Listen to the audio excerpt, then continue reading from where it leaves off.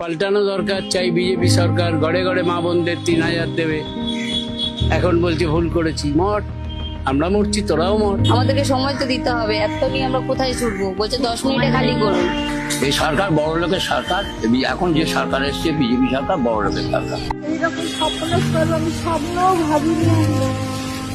আমি যদি সেই সময় আসতাম তাহলে আমার বাসন কোসন গুলো পেতাম। ক্ষতি কর না, দোকান ভেঙে দিতে দিতে আমার জিনিসপত্র কেন ভেঙে দিল? আমি যদি কোথাও করে খাবো সে তো আমার উপায় নেই, বলো আমি অত বাসন কিনবো কোথা থেকে?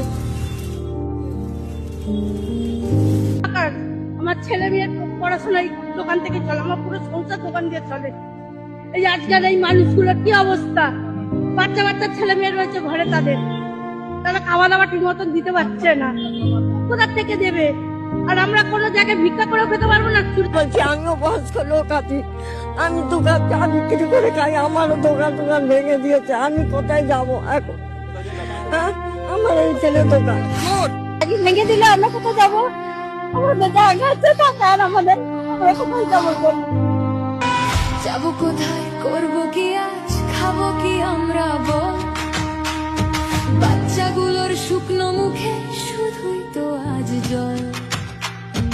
অসহায় আজ আমরা সবাই, বুকের ভেতর জ্বালা। এই সরকারকে